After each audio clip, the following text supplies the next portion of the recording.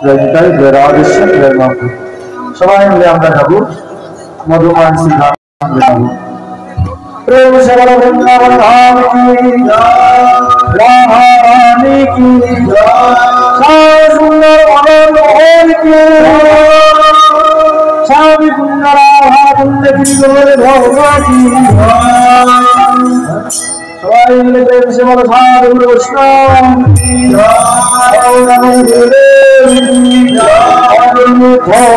की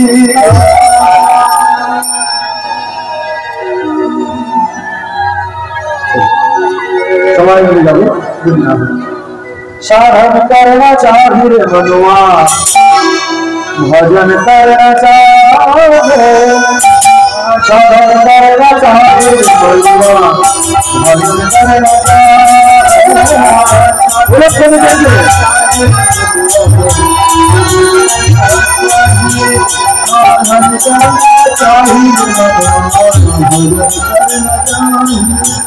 प्रेम लगाना चाहिए मन से प्रेम लगाना चाहिए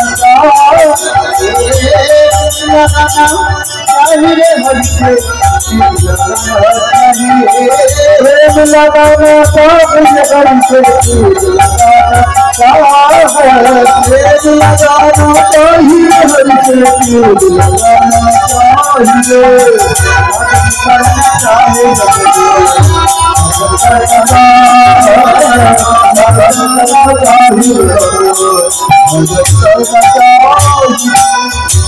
से प्रेम लगाना चाहिए मन से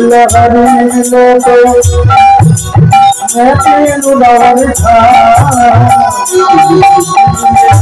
मन से प्रेम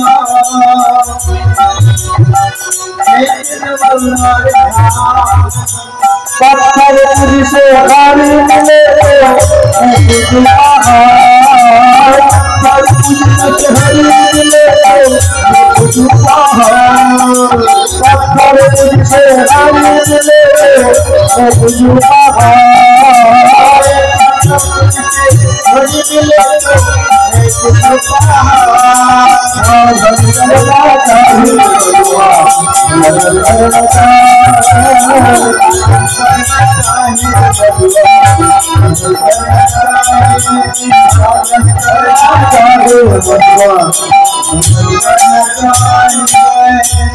तुलसी माला गवाए तो जब सही पाओ যেত এটা আমার গলাতে বিচারতে আছে এটা আমার কথা হয়েছে মীরাবাই বলছে তুলসীর মালা গলাতে পড়লে যদি হরি মিলত তাহলে দু চারটে মালা পড়ছিলাম একটা গোটা তুলসী গাছে ঝাড় কি গলায় ঝোলালে দু চারটে মালা দেখতে কি করে হবে গোটা তুলসী গাছে ঝাড় কি গলায় ঝোলালে তাড়াতাড়ি পাথর পুজো করলে যদি ভগবান পাওয়া যেত তাহলে ছোট ছোট পাথর গুলো পুজো করেছিলাম বড় বড় পাহাড় পর্বত গুলো ভগবান মিলে যেত पीड़न भगन से बहुत लगी बाबा हरि मिलता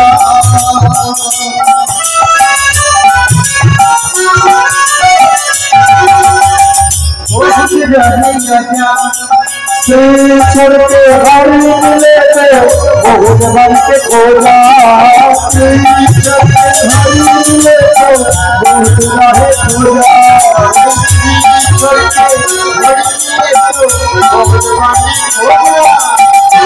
निरामिष के जो गरीबा जो सवाल आगे तो निरामिष खेले जो हरि সবার আগে ছাগলে পেত ছাগলের মতো ভালো নিরামিষ কেউ খায় না আর স্ত্রী ত্যাগ করলে সংসার ত্যাগ করে বাবাজি হলে যদি হরি পাওয়া যেত তাহলে সবাই করা যেত সবার আগে যারা নপুংসক তারা বেচোরা তো বিয়েই করে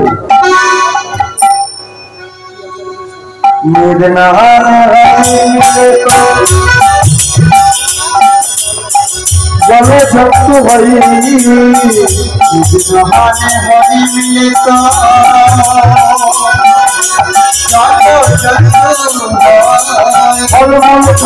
हरि मिले सागर बंदे आई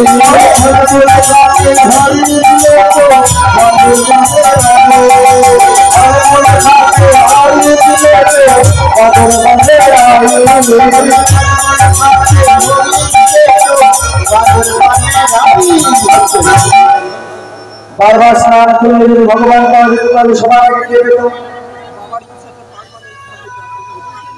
ও মায়েরা, তোমরা সারাদিনে কবার স্নান করো? একবার, দুবার না তিনবার? একবার। আমাদের ওদিকে মেয়েরা গ্রীষ্মকালে 3 বার করে আর শীতকালে 1 বার করে। বারবার স্নান করলে যদি ভগবান পাওয়া আছে, সবার জলের মাছ, কুমির, তিলি, চিংড়ি এরা পেত, এরা জলে ডুবে আছে। ফলমূল থাকে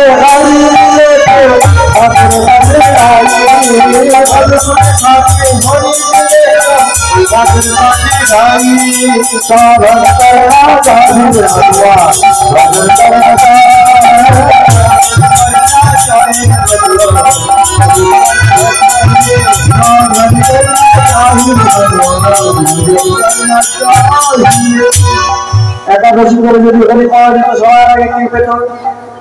কারা কারা একাদশী করে হাত করে দিয়েছে?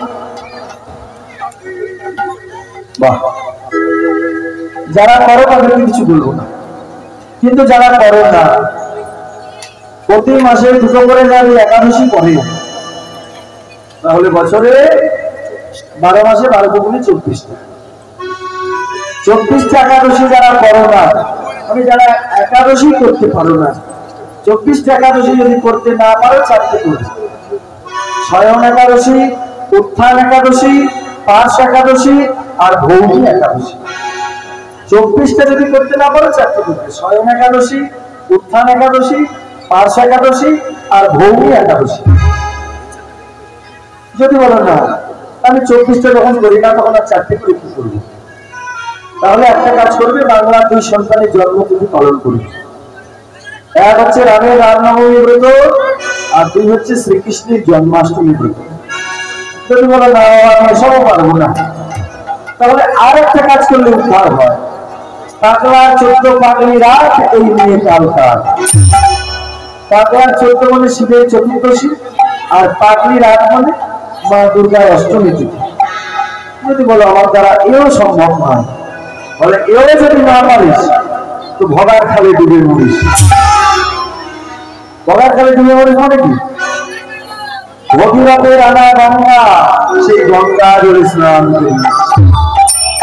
বলে একাদশী করেই যদি ভগবান পাওয়া যেত, তাহলে সবার আগে গাছের বাদুর বানর গুলো পেত। ওরা তো 365 দিন ভাত মুড়ি খায় না, গাছের ফলমূল খেয়ে দিন কাটায়, ওরা একাদশী করে। दूध पीने से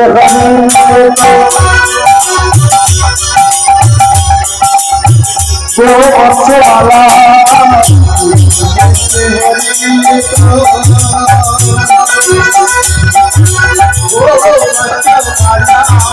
दूध पीने से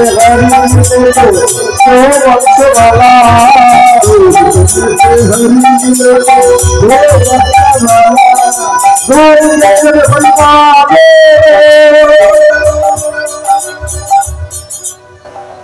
दूध খেয়ে যদি হরিবার হতো সবার আগে কে পেত? গাভীর বাচ্চাগুলো পেত। গরুর বাছুরগুলো মায়ের বাছুর মুখ লাগিয়ে অনেক দুধ খায়।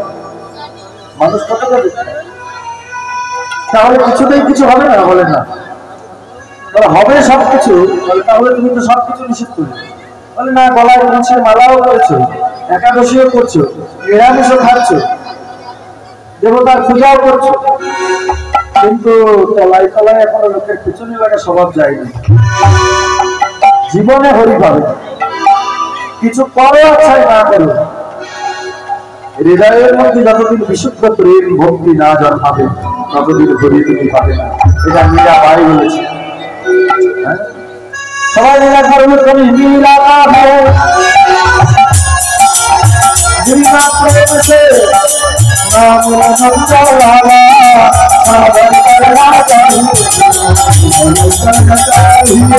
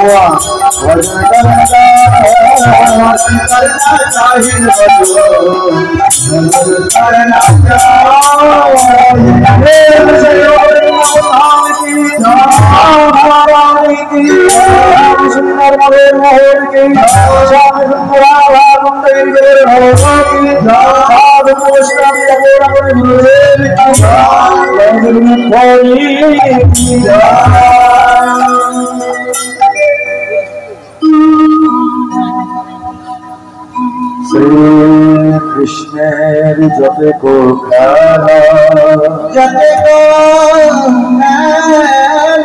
सर्वोत्तम नर लीला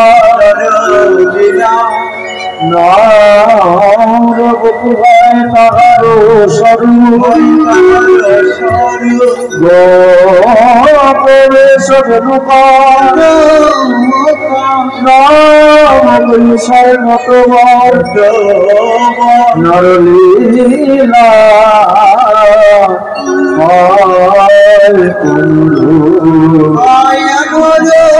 लीला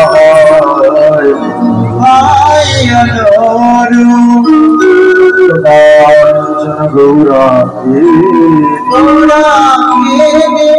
राधे वृन्दावनेश्वरी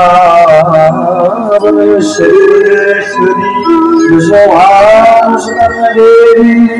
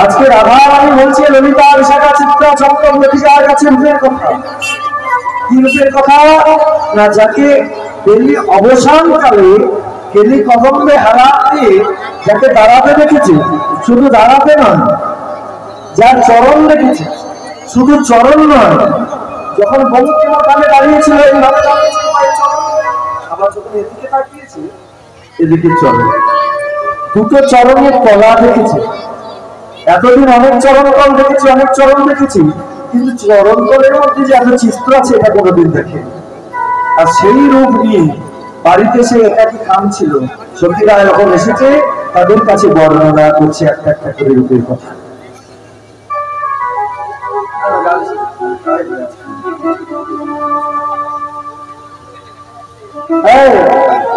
ও বৌমা শুনো এই না আমার যখন বিয়ে হয় তখন আমার বাবা আমাকে একটা সোনার কলসি দিয়েছে ভালো সোনার কলসি তুমি তোমার একটা সাথে বৌমা তো সেই কলসি আমি তোমাকেই দিলাম যমুনা থেকে জল নিয়ে এসো আর শোনো তুমি কুলকামিনী রমণী ঘরের বউ এদিক ওদিক যেন আমার টাকা সোজা করে যাবে সোজা করে আসবে হ্যাঁ জল নিয়ে আসবে ঘরে রাখবে কিন্তু কারোর দিকে দেখবে না আর মাথায় ঘোমটা নিয়ে রাখবে রাধারানী বলছে ঠিক আছে, কিন্তু বাড়ি থেকে তো ঠিকভাবেই গেছে, পথের মাঝে যে গন্ডগোল হবে এটা জানবেন কি? এবার যখনই গেছে যমুনায় জল আনতে, এবার জল আনতে যখনই গেছে যমুনার তীরে কদম্বের মূলে হেলান দিয়ে বাঁশি বাজাচ্ছে গোবিন্দ।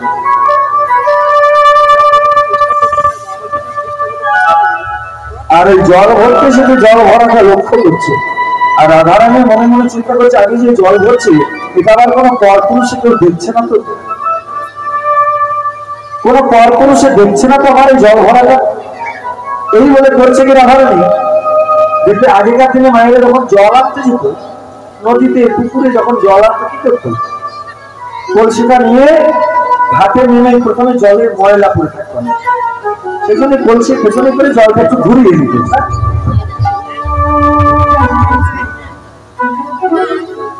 তার মানে জলটা ঘুরিয়ে নিলে জলটা পরিষ্কার হবে, তারপরে জলে ডোবাবে।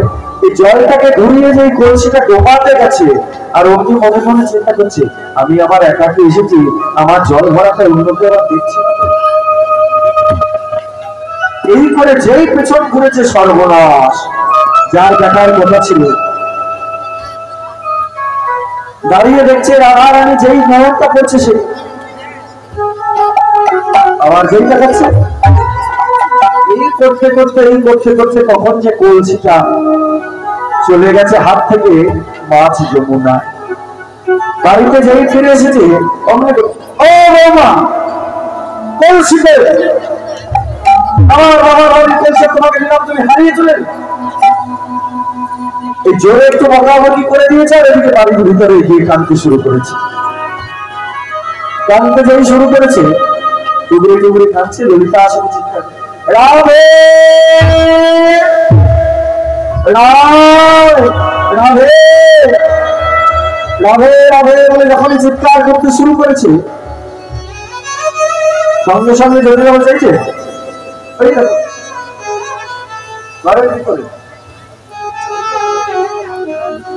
রাধে তুই কাঁদছিস কেন?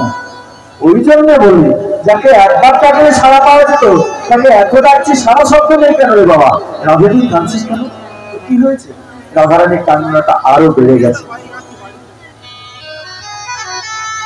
ও শাশুড়ি বাবার বাড়ি যাওয়া স্নান করছি, যমুনায় বিসর্জন করে এসেছিস, ওই জন্য শাশুড়ি একটু বকেছে, ওই জন্য কাঁদছিস তো? আরে শাশুড়ি তো মায়ের মতো, একটু বকেছে হলে কাঁদতে হবে ওর মতো। রাধারানী বলছে ললিতা আমি কলসি হারিয়েছি কিন্তু জল আনা তো আমি ভুলি নাই, এটা আবার কি করে সম্ভব? তুই কলসিটা হারিয়েছিস আবার বলছিস জল আনা ভুলি নাই? আমি কলসি হারিয়েছি বলতে কিন্তু আমি জল আনতে ভুলি নাই, ভুলি নাই। আমার এদিকে ভালো করে চলে আমি যদি নয়ন কুম্ভ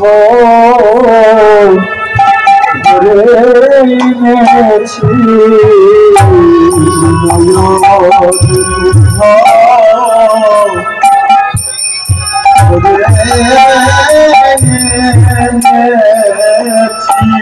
আমি যদি নয়ন কুম্ভ ধরে এনেছি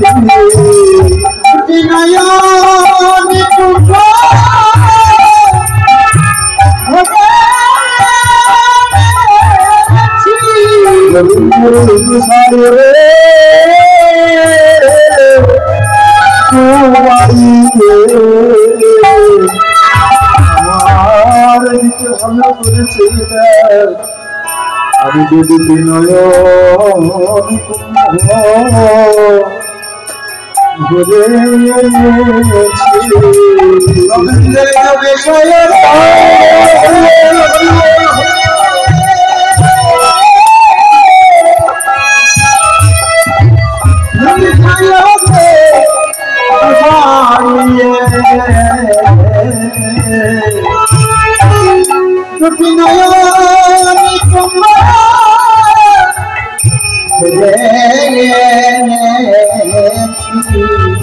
ঘুরে গড়তে পারে না, মাছকে আঁখি দিয়েছে আবার ফলক দেয়নি।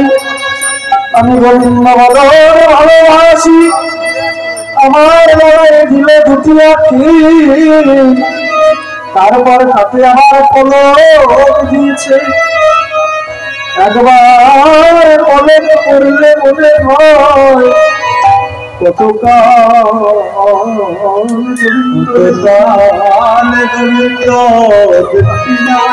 দেবরাজ ইন্দ্র কোনদিন ভালো করে কৃষ্ণ বরণ যেতে তার অঙ্গে অঙ্গে দিল রাখি, আরে আমার বেলায় দিল দুটি রাখি। তারপরে বিধাতাকে বলি, বিধাতা তুমি দুটো রাখি দিয়েছ, ভালো করেছ, কিন্তু তাতে আবার কেন পলক দিলে, কেন পলক দিলে? একবার পলক করলে মনে হয় কতকাল গোবিন্দ দেখি না দেখি না। জানিস আমি গোবিন্দ দেখতে ভালোবাসি, কিন্তু আমার ভাগ্যে সে আর হলো না। এখনই আমার কি হবে? বলছে না, তুই গোবিন্দ দর্শন করেছিস, তুই কৃষ্ণ দেখেছিস, তুই দেখলি আমাদেরকে একটু বল। বলে কি করে বলবো, মানুষ যদি চোখে কথা বলতো আমিও বলতে পারতাম। দূর বোকামি, মানুষ চিরকাল চোখে দেখে আর মুখেই বলে। মানুষ চিরকাল চোখে দেখে আর মুখে বলে, কিন্তু আমি যেটা চোখে দেখবো সেটা মনে থাকবে তবে তো মুখে বলবো। আমি যেটা চোখে দেখবো সেটা আমার মনে থাকবে তবে তো মুখে বলবো। বলে তোর মনে নাই কেন? বলে কি করে থাকবে? যখনই কলসি ডোবাতে গেলাম, যখনই ওই রূপে নয়ন পড়লো, আমার বলতে যা ছিল যাতে কলছিল সব এদিকে ছিল ওই রামাবার। আমার মনটা কেন মনে নাই জানিস? আমি মনটা সখী দিয়ে এসেছি, আমি মনটা সখী ওই কদম কমলে চরণ কমলে, আমি মনটা সখী দিয়ে এসেছি। কদম তলে চরণ কমলে, আমি মনটা সখী কদম তলে চরণ কমলে। বলি আমার মনতে কিছু নাই রে, কিছু কিছু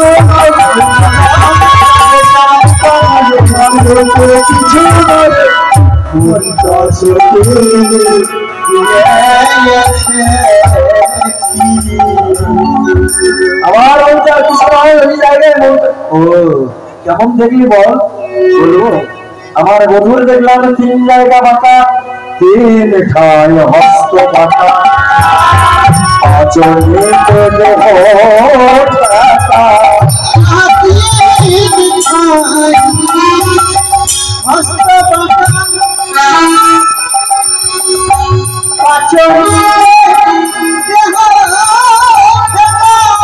কদমাসি বাঁধিলে আধারে,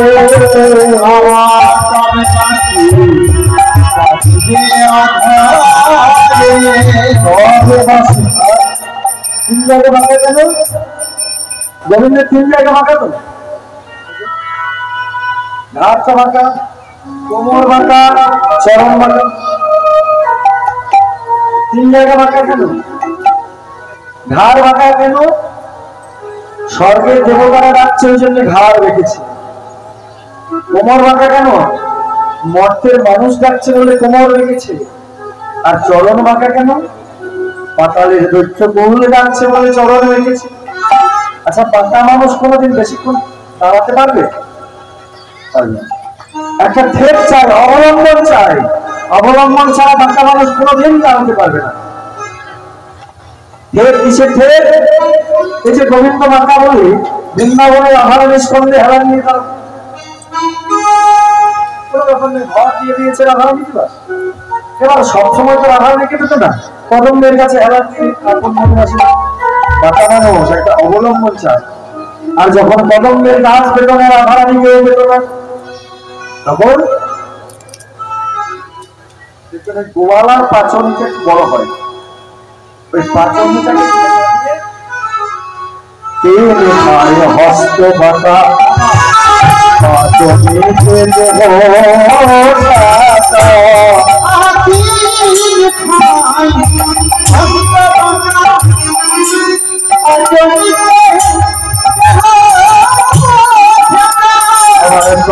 মাসি বাজিবে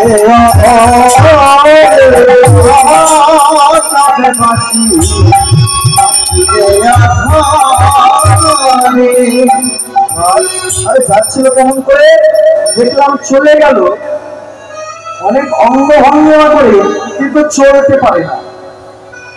যখন আমি তার দিকে তাকাচ্ছি সে ঘুরিয়ে দিচ্ছে মুখটা, আবার আমি যখন জল হচ্ছে আমার দিকে তাকাচ্ছে, আবার মাঝে মাঝে আমাকে দেখিয়ে দেখিয়ে চলে গেল কিন্তু যেতে পারছে না। কেন জানিস? রসের ভারে অঙ্গনা ভরে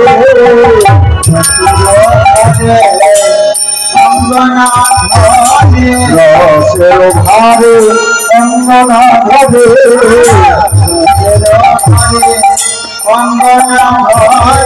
সদাই কেলি কদম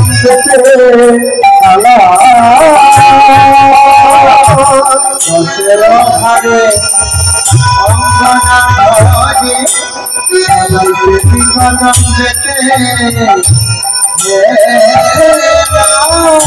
কত সতী কত সতী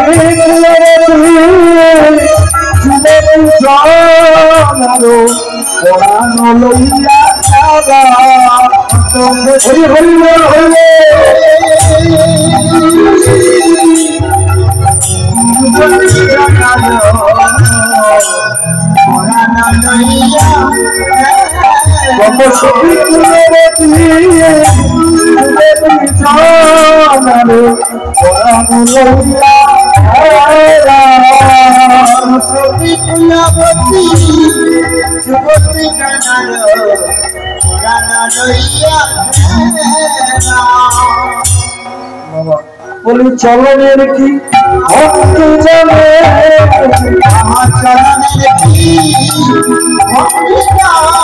বলি আমার চলো চলন ভক্তি জানে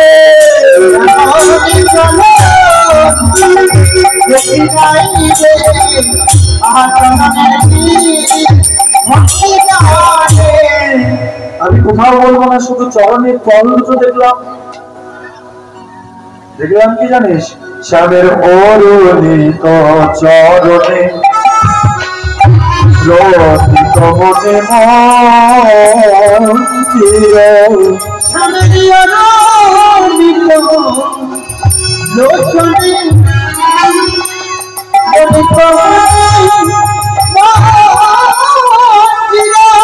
শ্যামের অরুণিত চরণে রতিত মনে মন্দির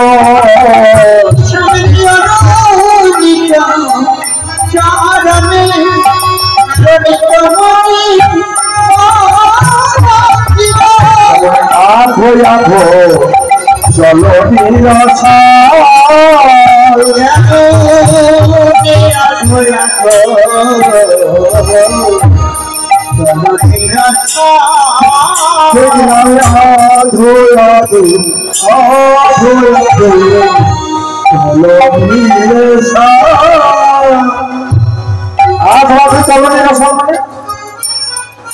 আর্ধেকটা পাই কতক্ষণ চলবো হবে আধ হয়ে যাবে মানে এই যে দুটো পা একটার পরে আর একটা পরে আমাদের একটার পরে আর একটা পরে, কিন্তু তা নয়, এই যে দুটো পা এই আর্ধেকটা আধো আধো চলো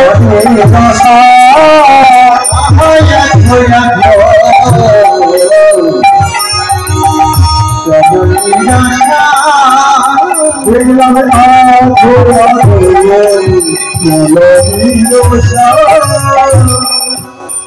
যখন অর্ধেকটা পায়ে যেতে যেতে দাঁড়ালো, একবার যখন এইরকম করেছে এই পায়ের তলটা, আবার যখন ডান দিকে পাটা এইভাবে দাঁড়িয়েছে ডান পায়ের তলটা, দুটো চরণের তল দেখলাম। চরণের তল কেন? এই চরণের তলে অনেক ছবি আছে, এগুলো মুখস্থ রাখতে হয়। কেন জানো? ভক্ত চেনা যায় মরণে, মরণে ভক্ত চেনা যায়, আর ভগবান চেনা যায় চরণে। ওই জন্য ছবিগুলো মনে রাখতে হয়। যখন দুটো পাকে তুলে দাঁড়ালো, দেখলাম ওমা পায়ের তলের কত ছবি আঁকা, দেখলাম কত চিত্র বিচিত্র রয়েছে আঁকা, চিত্র বিচিত্র রয়েছে আঁকা, চিত্র বিচিত্র রয়েছে আঁকা, অভিনব দেখে এলাম চিত্র বিচিত্র রয়েছে আঁকা।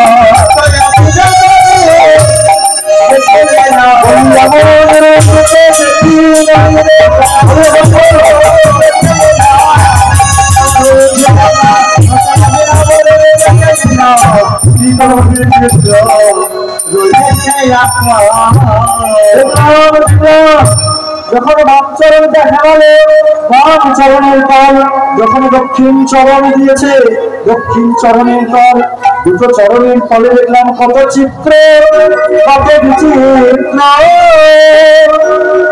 কত চিত্র, কত বিচিত্র ছবি আঁকা আছে। কত চিত্র, কত বিচিত্র ছবি, সেই চিহ্নগুলো আমরা একটু বলবো, একটু সবাই মিলে হাত জোর করে আসি। কারণ শ্রীমদ ভাগবতে এই সমস্ত চিত্র বিভিন্ন জায়গায় ছড়িয়ে ছিটিয়েছিল। পরে বিশ্বনাথ চক্রবর্তী মহাশয় রূপ চিন্তামণি নামক গ্রন্থে শ্লোকের আকারে প্রতিষ্ঠা চিহ্নকে প্রকাশ করে দিয়েছেন। এগুলো আমাদের সনাতন ধর্মের বড় সম্পত্তি এবং এগুলো আমরা ভাগ্যবান, তাই এত সুন্দর জিনিস আমরা পেয়েছি। সবাই মিলে একটু হাত জোর করে আস্বাদন করব। চন্দ্রার্ঘ কলুষং ত্রিকোণধলসি খণ্ডস্ফলং তুষ্টিকাম শঙ্খং শব্দমদে হদং দক্ষিণে পরে পুরস্তকম সস্ত্রীকং চক্রং চক্রং জবং পুষং ভজ কবিজং ঊর্ধ্বরে কলঞ্জং হরিবিংশতি মহালক্ষ্মার্চিতং ধীর ভজে হরিবিংশতি মহালক্ষ্মার্চিতং ধীর ভজে হরিবিংশতি মহালক্ষ্মার্চিতং ধীর ভজে।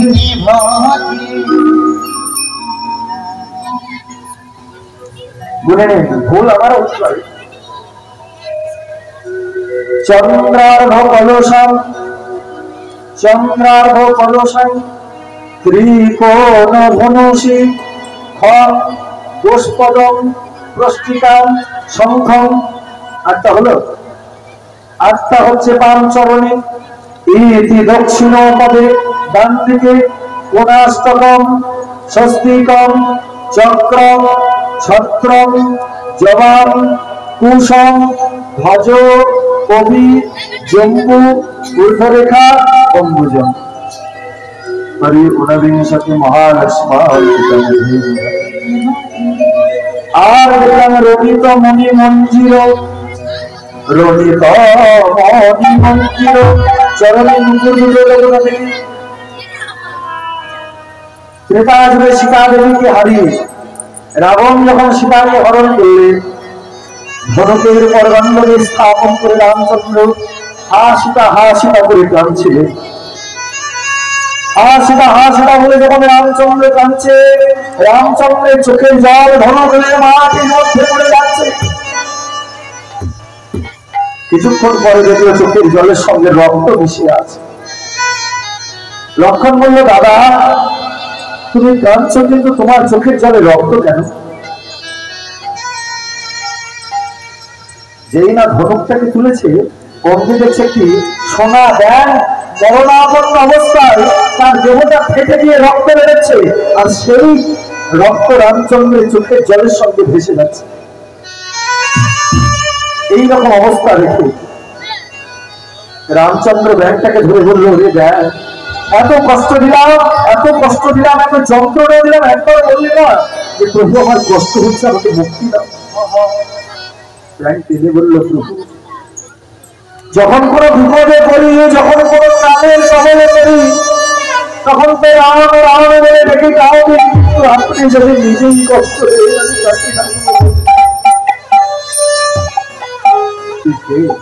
এত সুন্দর কথা বলছি। আমি হলাম কর্ণমুনি, আমার গুরুদেব বিশ্বাবসী মুনির অভিশাপে আমি ব্যাং রূপে জন্ম নিয়েছি। রামচন্দ্র ধ্যান যোগে বিশ্বাবসী মুনিকে ডেকে নিয়ে ধ্যানে যোগে বিশ্বাবসী মুনিকে ডেকে নিয়ে এসে বললেন, এতদিন জানতাম গুরু কৃপায় শিষ্য উদ্ধার হয়, আজকে দেখলাম শিষ্যের জন্য গুরু উদ্ধার হয়ে গেল, বলে তোমরা কি চাও? প্রভু তোমার কাছে যখন এসেছি তোমার শরণাগতি চাই, এই দয়াময় তোমার চরণ ছাড়া যেন আমাদের করুণা, তোমার চরণ ছাড়া যেন আমাদের করুণা, তোমার চরণ ছাড়া যেন আমাদের করুণা। গুরু শিষ্য যখন মিলন হয়েছে, চরণ ছাড়া করুণা আর হবে না। তোমরা দুজন গুরু শিষ্য হবে বৃন্দাবনের মাটিতে পন্তরাগ বনে, সেই পন্তরাগ বনে থেকে দুটো নূপুর সৃষ্টি হবে। তুমি গুরুদেব বিশ্বাবসু বলে তুমি আমার ডান চরণে থাকবে, আর তোমার শিষ্য কর্ণমুনি সে আমার বাম চরণে থাকবে।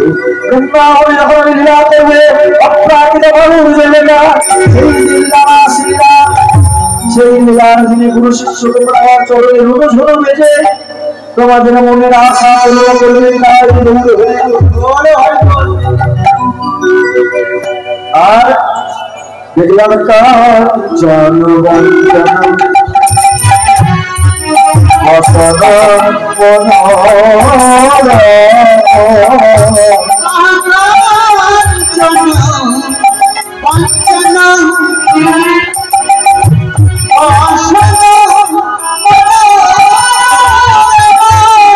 অলিকুল নীলিত ললিত বনমালা, অলিকুল নীলিত ললিত বনমালা, অলিকুল নীলিত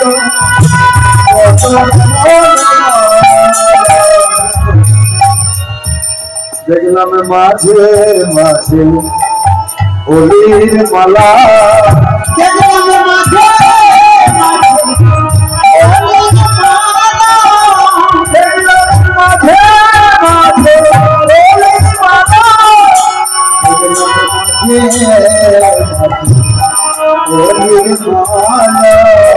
মালা মহিল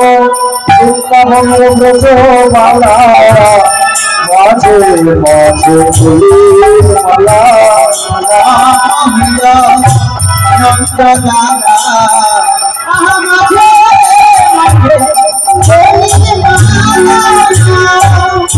কাঞ্চন রঞ্জন রসন মনোরম অলিকুল নীলিত ললিত বনমা।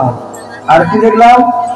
দেখলাম ভালো বনে আলে মদন মোহনিয়া, আর কি অঙ্গ হি অঙ্গ অনঙ্গতা রঙ্গি মদে, অঙ্গ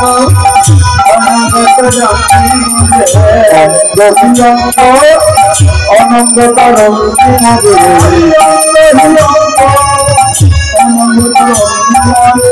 রঙ্গিম ভঙ্গিম কায়না চন্দ্রা,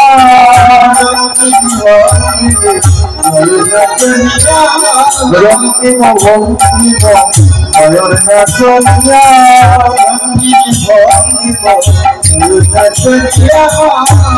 অঙ্গে অঙ্গে অনঙ্গ তরঙ্গিম। অনঙ্গতার নাম, অনঙ্গতার নাম স্বয়ং কামদেবের নাম হচ্ছে অনঙ্গ। কেন অনঙ্গ বলেছে? অঙ্গ নয়, ব্রহ্মাপুত্র কামদেব ছেলে বড় হয়েছে, ছেলেকে বিয়ে দিয়েছে, কি করবে? নিজে থেকে রতিকে সৃষ্টি করেছে, রতির সাথে কামদেবের বিয়ে হলো। এবার বলছে বাবা বিয়ে তো হলো, এবার আলাদা কতদিন বাবার কাছে আর চলবে? বলে বাবা বিয়ে দেওয়ার সঙ্গে সঙ্গে আলাদা করে দিলে তা বৌমাকে খাওয়াবো কি? কিছু পুঁজি টুজি দাও। বলে এই নিয়ে একটা ধমক দিলাম আর তাতে 5টি পান দিলাম, যাকেই যোজনা করবে সেই লক্ষ্যভ্রষ্ট হয়ে ভুল কাজ করবে। ছেলে মনে মনে চিন্তা করছে, আগে বাইরে পান মারতে গিয়ে যদি পান না বেরোয় তখন কি করবে? তার থেকে বলো বাবা গো তুমি আসল নিলে না নকল নিলে মেরে দেখি। প্রথম বানটি যেই মেরেছে ব্রহ্মাকে, অমনি নিজ কন্যা সন্তানকে আবির্ভাব করছে ব্রহ্মা। দ্বিতীয়বার যেই দিয়েছে ইন্দ্রকে গুরুপত্নী অহল্যা হরণ, তৃতীয়বার যেই দিয়েছে চন্দ্রকে বৃহস্পতি স্ত্রী তারা হরণ, চতুর্থবার যেই দিয়েছে ভোলানাথকে যোগানলে করে কামদেবকে পুড়িয়ে দিয়েছে ভোলা। আর যোগানলে করে যখন কামদেবকে পুড়িয়ে দিয়েছে তখন এই কামদেবের নাম হলো অনঙ্গ, অঙ্গনাথ। বলে একটা অনঙ্গের রূপে জগৎ পাগল হয়, একটা কামদেবের রূপে জগৎ পাগল হয়। আর আমি যাকে যমুনার ঘাটে দেখলাম তার মাথা থেকে পা পর্যন্ত কামদেব ঢেউ খেলিয়ে যাচ্ছে, দেখলাম ওই অঙ্গহি অঙ্গ অনঙ্গতা রঙ্গি মরে রঙ্গিম ভঙ্গিম নয়ন নাচনিয়া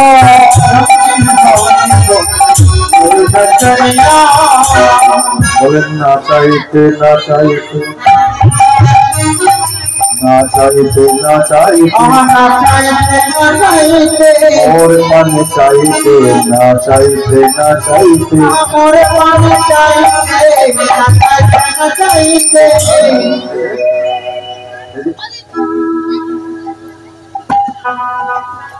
যখনই গোবিন্দের চোখটা পড়ছে, রাধারানীর চোখটা যেই পড়ছে আবার রাধারানী যেই ঘুরিয়ে দিচ্ছে, রঙিন ভঙ্গিন বলে রাঙা রাঙা, বলে রাঙা রাঙা চোখ নিয়ে নাচাতে নাচাতে চলে গেল। জন্মগত ভাবে কোন পুরুষের চোখ যদি লাল হয়, জন্মগত ভাবে কোন পুরুষের চোখ যদি একটু লালচে বর্ণের হয়, সেই পুরুষ নাকি আকর্ষণীয় হয়। আবার অন্য পায়ে লাল করা হয়, ওইরকম করলে হবে। যে পুরুষ জন্মগত ভাবে চোখ লাল, যে পুরুষের জন্মগত ভাবে চোখ লাল সেই পুরুষ আকর্ষণীয়। এখন তো চোখটা লাল, রাঙা রাঙা চোখ নিয়ে একবারে নাচাতে নাচাতে নাচাতে নাচাতে চলে গেল। মোর পানে চাইতে না চাইতে রঙিন ভঙ্গিম নয়ন নাচনিয়া রঙিন ভঙ্গিম নয়ন নাচনিয়া।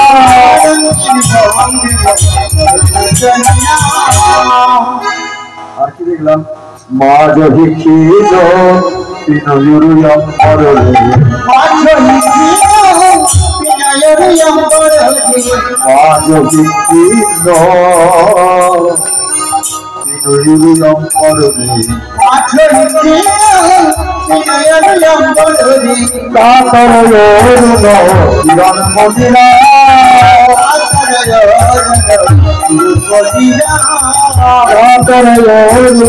কিরণ মদিরা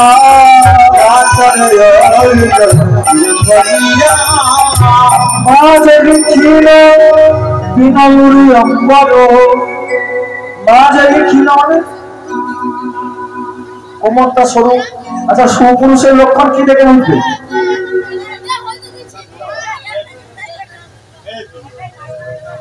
সুপুরুষের লক্ষণ কি দেখে বুঝবে?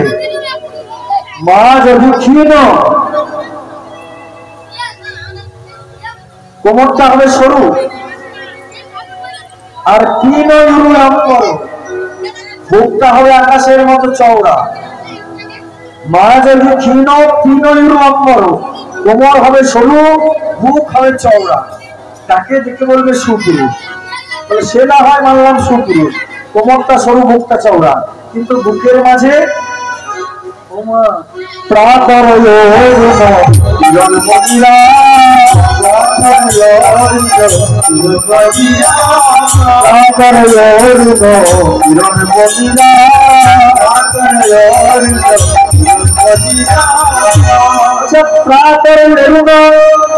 কোমর স্বরূপ গোবিন্দ সুপুরুষ, কিন্তু প্রভাতের অরুণ পেলি কোথা থেকে? কালিয়নাথকে যখন দমন করেছিল, কালিয়নাথ তার মাথার কৌস্তুভ মণিটা গোবিন্দ চরণে দিয়েছিল, আর সেই কৌস্তুভ মণি গোবিন্দ নিজের হৃদয়ে রেখেছে, কৌস্তুভ মণি থেকে নিজের হৃদয়ে রেখেছে। আর ওই কৌস্তুভ মণি যখন জল জল করছে, তখন মনে হচ্ছে চওড়া আকাশের মাঝে প্রভাতের অরুণ উদিত হয়েছে। একে তো কোমরটা সরু, মুখটা আকাশের মতো চওড়া, অম্বর, অম্বর মানে আকাশ, আকাশের মতো মুখটা চওড়া, আর তার মাঝে অরুণ, ওই কালিয়নাগের দেওয়া কৌস্তুভ মণিটা মুখের মাঝে জল জল জল জল করছে।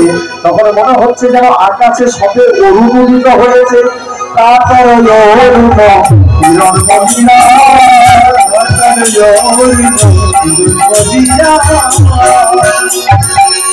কুন্দর করে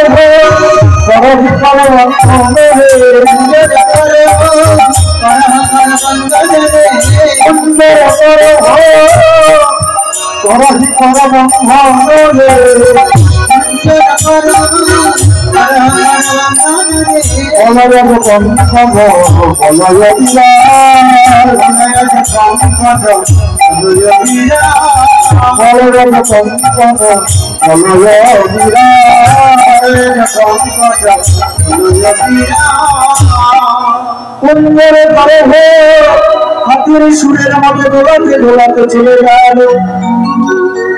কুঞ্জর করভ সুর বলে হাতির সুরের মতো দোলাতে দোলাতে, এক হাতে বাঁশি ধরেছিল, সেই বাঁশিটাকে বাদনে না দিয়ে আমাকে দেখিয়ে দেখিয়ে একেবারে দোলাতে দোলাতে কত রঙ্গিম ভঙ্গিম করতে করতে চলে গেল। একটু মজা করে বলছে, আরে তোর গোবিন্দকে হাতির সঙ্গে তুলনা করলে বেশ বেশ, তোর গোবিন্দ হাতির সুরের মতো দোলাতে দোলাতে চলে গেল। আচ্ছা, তোর গোবিন্দ পোষা হাতি না ছাড়া হাতি? আরে গোবিন্দ কি কোনদিন ছাড়া হাতি হয়? চিরকাল ভক্তের হৃদয় কারাগারের পোষা ধন গোবিন্দ, সে কি কোনদিন ছাড়া হাতি হয়? তা পোষা হাতি সুরের অগ্রভাগে রূপোর বাঘ পরানো থাকে। যেগুলো পোষা হাতি তাদের সুরের অগ্রভাগের উপর বাঘ আছে। আপনাদের এই হাতি কাছে পোষেন নাকি?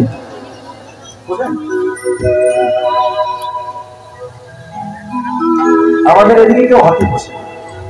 দক্ষিণ ভারতের রাজা জমিদার যারা, কর্ণাটক, মহীশূর ইত্যাদি জায়গায় রাজা জমিদার যারা, তারা হাতি পোষে। আর পোষা হাতি দেখলে বোঝা যায় কি করে? না, সুরের অগ্রভাগে রূপোর বাঘ পরানো থাকে, ওটা দেখলে বোঝা যায় কোন রাজার পোষা হাতি। তা তুই যে বললি তোর গোবিন্দ পোষা হাতি, তাহলে রূপোর বাঘ তোর বলে আছে রে। মা যশোদা মণি নির্মিত দুটো পালা পরিয়ে নিয়েছে। হাতগুলো যখন হাতের সুরের মতো দোলাতে দোলাতে গেল, আর ওই হস্তে যখন ওই মণি নির্মিত বালা দেখলাম, তখন মনে হচ্ছে সুরের অগ্রভাগে বালা পরানো আছে। হ্যাঁ, মলয় কঙ্কন মলয়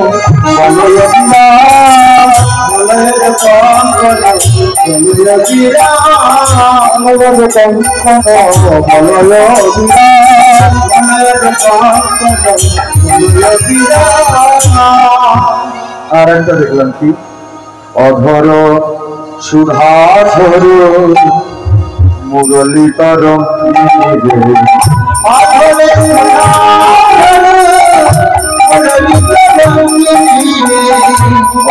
অধর সুধা ঝর মুরলী তরম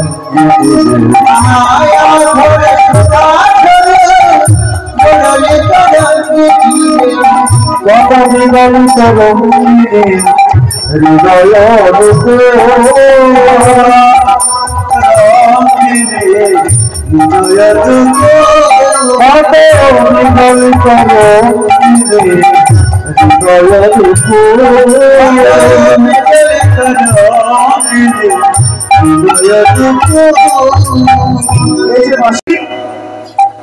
বাঁশিটা ধরে আছে অধর শোভা ঝরু মুরলী তরঙ্গিনী কত বিগলিত রঙ্গিনীর হৃদয় দুপুর।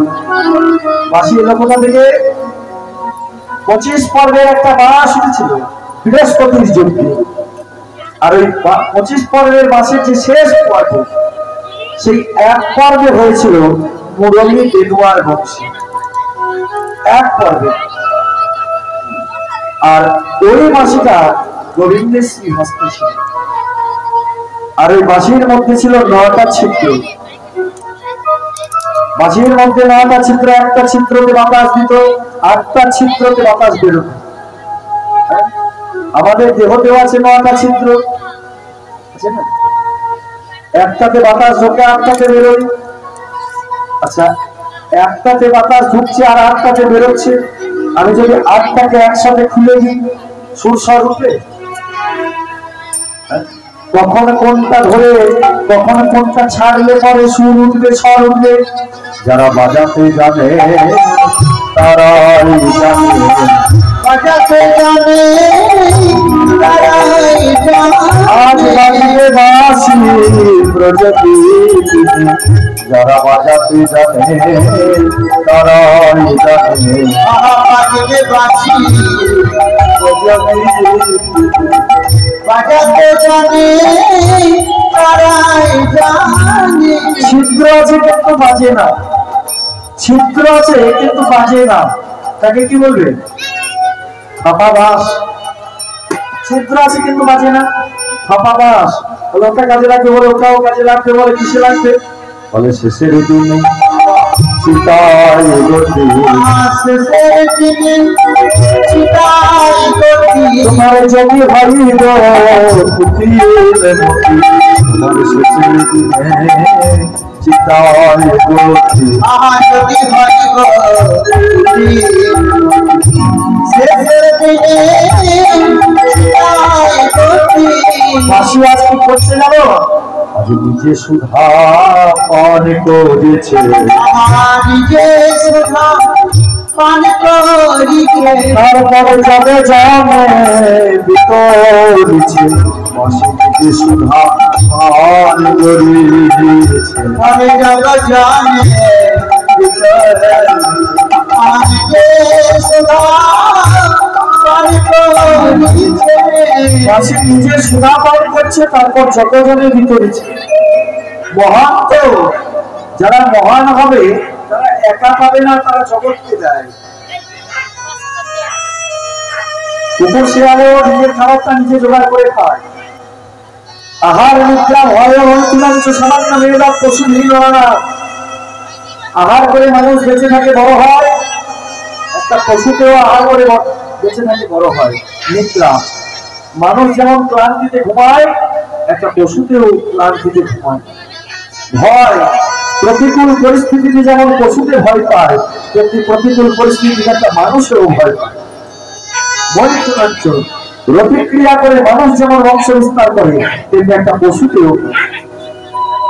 সামান্য মেয়েরা পশু মানুষের সঙ্গে পশুর পার্থক্য কোথায়? ধর্ম জ্ঞান বিশেষত। একটা পশু যে মস্তিষ্ক নিয়ে জন্মায়, মৃত্যু পর্যন্ত তার একই মস্তিষ্ক থেকে যায়। কিন্তু একটা মানুষ যে মস্তিষ্ক নিয়ে জন্মায়, মৃত্যু পর্যন্ত তার বুদ্ধিবিদ্যার বিকাশ হবে। সেই বুদ্ধিটা যদি কৃষ্ণ জ্ঞান সম্পন্ন হয়, তবে জানলে সে মহান হয়েছে। আর তা যদি না হয়, ওই শেষের দিনে চিতাই গতি ছাড়া উপায় থাকে না। আমি এত কিছু করলাম, এত টাকা করলাম, 2তলা 5তলা বাড়ি করে ছেলের নামে ব্যাংকে টাকা রাখলাম, আমি যখন মরে গেলাম আমার ছেলে আমাকে 15 দিন মনে রাখলো, তারপরে ভুলে গেছে। মনে পড়লে বাবাকে প্রণাম করে না, হলে করে না। আর বাবাজি মহাত্ম যে বৈষ্ণব, 1 টাকাও কিছু করেনি ছেলের জন্য। মামা দোল কৌতিক রহিবাসার নামে ছোলাটা নিয়ে সংসার ত্যাগ করে বেরিয়ে চলে গেছে। ওই বাবাজি যখন দেহ রাখছে, আমি যখন মরে যাচ্ছি আমাকে কিছু দেওয়া হচ্ছে না, আর বাবাজি যখন দেহ রাখছে তাকে মালা ঝোলা তুলো বহির্বাস কৌপিন সব দিয়ে বসিয়ে সমাধিস্থ করা হচ্ছে। আমি ছেলের জন্য এত কিছু করলাম, আমার ছেলের 15 দিন মনে রাখলো, আর বাবাজি ছেলের জন্য কিছু করেনি, তাকে মালা ঝোলা তিলক দিয়ে বসিয়ে সমাধিস্থ করে তার নামে বছরের পর বছর সেবা মহোৎসব হচ্ছে কেন? অবশ্যই তফাৎ একটাই, তুমি মাতৃগর্ভ থেকে 9টা ছিদ্র নিয়ে জন্ম নিয়েছো, আর বাবাজি যে মহাত্ম সেও মাতৃগর্ভ থেকে 9টা ছিদ্র নিয়ে জন্ম নিয়েছিল, কিন্তু সেই গুরুচরণ আশ্রয় করে দেহটাকে বাসি করেছে, সেই জন্য গোবিন্দ চরণে গেছে, আর তুমি সংসারের মায়াজালে উপরে ছাপা বাস করে রেখেছ, সেই জন্য তোমার চিতাতে গতি হয়েছে।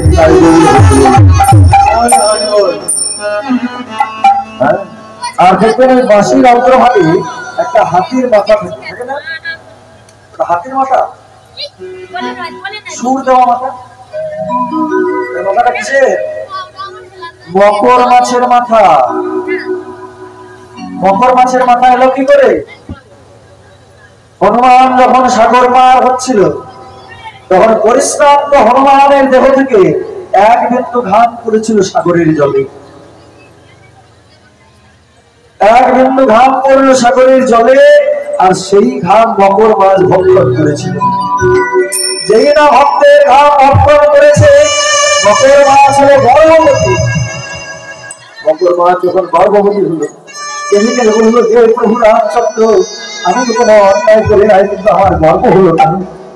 রামচন্দ্র স্বপ্নাবিষ্ট হয়ে বলল, ওরে মকর মাছ, আমার ভক্তের অঙ্গের ঘাম তুই ভক্ষণ করেছিস, ওই জন্য তোর গর্ব হয়েছে, তুই মুক্তি পাবি। তোর মস্তকটা বৃন্দাবনে আমি যখন হব করলে ধার হিসাব, আমার বংশীর অগ্রভাগে থাকবে আমার যে অধরামৃত সুধা, বাঁশির ভিতর দিয়ে তোর বদন দিয়ে বৃন্দাবনের করবে।